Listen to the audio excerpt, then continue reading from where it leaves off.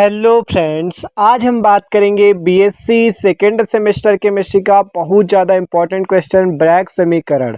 Bragg समीकरण की व्युत्पत्ति कीजिए। क्वेश्चन आपका एग्जाम में भी बहुत बार पूछा जाता है, ठीक है।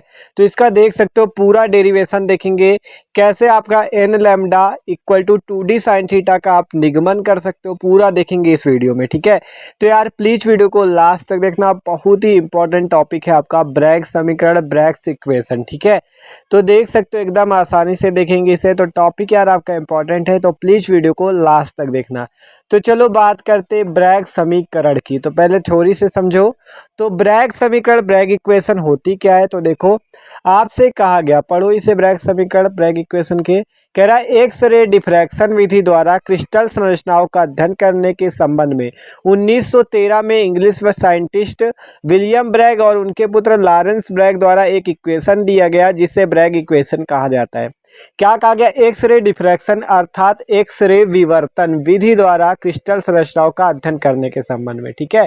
विलियम ब्रैग और उनके पुत्र लॉरेंस ब्रैग ने एक इक्वेशन दिया N lambda equal to 2d sine theta, जिसे ब्रैग समीकरण, ब्रैग इक्वेशन कहते हैं। और जहां लैम्डा एक्स रे की वेवलेंथ अर्थात तरंग दैर्ध्य है, ठीक है। और एन आपका 1 2 3 मान सकते हो एक पूर्णांक है, ठीक है। और थीटा आपका एक एंगल है, अभी आपको पता चलेगा थीटा कौन सा कोण होता है, ठीक है, अभी आगे बताएंगे। और डी जो है वो दो सतहों के बीच की दूरी है, ठीक है। तो ये बात होती है N lambda equal to 2d sine theta, d दो सतहों के बीच की दूरी। अब कहा गया जब एक्स रे को किसी क्रिस्टल पर डालते हैं तो क्रिस्टल क्या करता है, इन किरणों का विवर्तन अर्थात डिफ्रैक्शन कर देता है, ठीक है।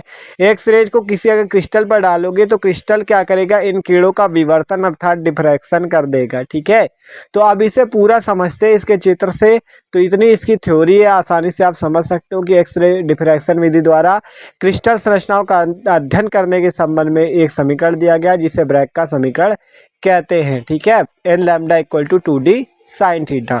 तो चलो इसका निगमन करते, इसका पूरा डेरिवेशन हम लोग देखते हैं, ठीक है। तो देख सकते हो ये इसका चित्र है। ये जो आपको सीधी लाइनें दिख रही हैं, ये आपकी मान लो सतह है या समतल है, ठीक है।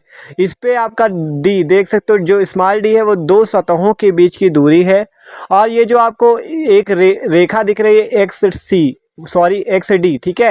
ये जो एक्स डी आपको दिख रही है, ये आपकी क्या है, आपतित किरण है या कह सकते हो आपतित एक्स रे है, इंसिडेंट रे है एक्स, ठीक है। एक्स डी आपकी इंसिडेंट रे है जो इस सतह पर पड़ने के पश्चात आपको पता है परावर्तन की क्रिया होगी, तो ये आपतन कोण हो जाएगा क्योंकि आपतित किरण आई, और फिर ये परावर्तित होकर ये डी वाई आपकी बाहर चली जाएगी जो कि परावर्तन कोण थीटा बनाएगी, ठीक है।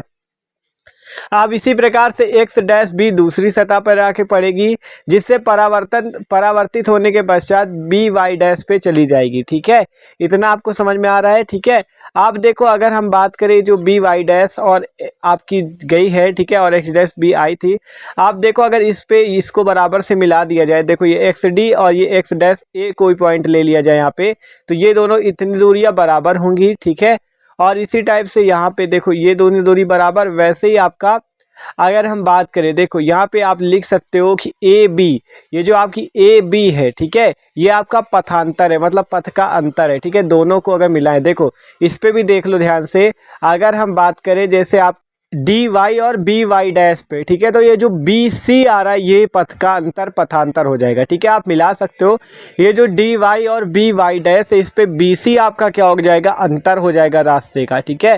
तो डी वाई और आपका बी वाई डैश में ये देखो बराबर क्या हो जाएगी दूरी, डी वाई और सी वाई वाली, और इस पे एक्स डी और एक्स डैश बी वाली, ठीक है।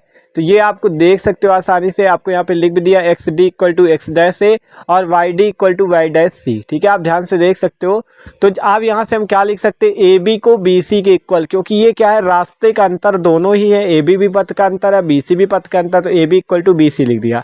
अब ये जो यहाँ पर से आपको सीधी एक लाइन खींच देनी लंब बनाते हुए, ठीक है, और फिर इसके बीच का कोण क्या हो जाएगा, थीटा हो जाएगा, ठीक है। देख सकते हो जब ये त्रिभुज आप देखोगे ए बी डी, तो ये वाला कोण आपका थीटा हो जाएगा, ठीक है। और ये वाला कोण 90, तो ए बी डी। ठीक है, अब यहाँ से अगर साइन थीटा का मान देखो, ये त्रिभुज है आपका थीटा, ठीक है, ये थीटा था कोण, देख सकते हो उस चित्र पे ये थीटा था, तो साइन थीटा निकालोगे लंब बटा कर्ण। ठीक है, साइन थीटा क्या हो जाएगा, लंब बटे कर्ण अर्थात ए बी बटे बी डी। ठीक है, तो ए बी इक्वल टू यहाँ से वैल्यू आ जाएगी बी डी साइन थीटा। ठीक है, और बी डी की वैल्यू क्या है, स्मॉल डी के इक्वल, देखो ये बी डी ये वाली लाइन है, यही लंब खींची थी हमने, ये वाली लाइन है, तो इस ये क्या है, डी दो सतहों के बीच की दूरी के बराबर, तो ए बी इक्वल टू हो जाएगा स्मॉल डी साइन थीटा। ठीक है, और देखो ए बी की वैल्यू इतनी आ गई। अब आपको पता है ए बी इक्वल टू किसके, बी सी के, ए बी बी सी के इक्वल, तो बी सी इक्वल टू भी डी साइन थीटा आ जाएगा। ठीक है, a B equal to B c है ना, अब अगर इसको जोड़ दे a B plus B c को, तो d sine theta plus d sine theta, तो A B plus B c equal to आ जाएगा 2d साइन थीटा, क्योंकि ए बी और बी सी पथांतर थे इसलिए इक्वल थे।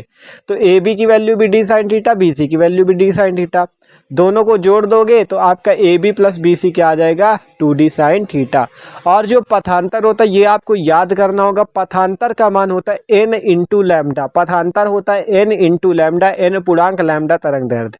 तो यहाँ से आप लिख सकते हो A B plus B c equal to 2d sine theta आ गया। ठीक है, a B plus B c equal to 2d sine theta, और पथांतर तो याद ही कर लो n लैम्डा होता है। ठीक है, तो यहाँ से आप लिख सकते हो A B plus B C भी पथांतर था, तो n lambda equal to 2d sine theta, और यही समीकरण आपका ब्रैग का समीकरण है, n lambda equal to 2d sine theta. ठीक है, तो देख सकते हो भैया आसानी से इसी टाइप से आपको सिद्ध करना होगा, इसी टाइप से आपको पूरी थ्योरी और पूरा डेरिवेशन भी इसी टाइप से लिखना होगा। ठीक है, तो देख सकते हो ये था ब्रैग का समीकरण, ब्रैग इक्वेशन। ठीक है, पूरा चित्र बनाना होगा, पूरा डेरिवेशन और पूरी थ्योरी। ठीक है, और भी आपके पूरे टॉपिक कंप्लीट हैं बीएससी सेकंड सेमेस्टर के, हमने पूरा ब्रैग इक्वेशन भी पहले पढ़ रखा है, तो इंपॉर्टेंट है इसलिए इसे फिर से बता रहे हैं। ठीक है, तो आसानी से समझ सकते हो, लैम्डा एक्सरे की तरंगदैर्घ्य, डी दो सतहों के बीच की दूरी, थीटा कोण था, आपने देखा कौन सा कोण है। ठीक है, इस पे ये वाला कोण जो आपका बना हुआ है, ठीक है, ये कोण थीटा था आपका। ठीक है, और डी आपकी दो सतहों के बीच की दूरी थी, लैम्डा तरंगदैर्घ्य थी। ठीक है,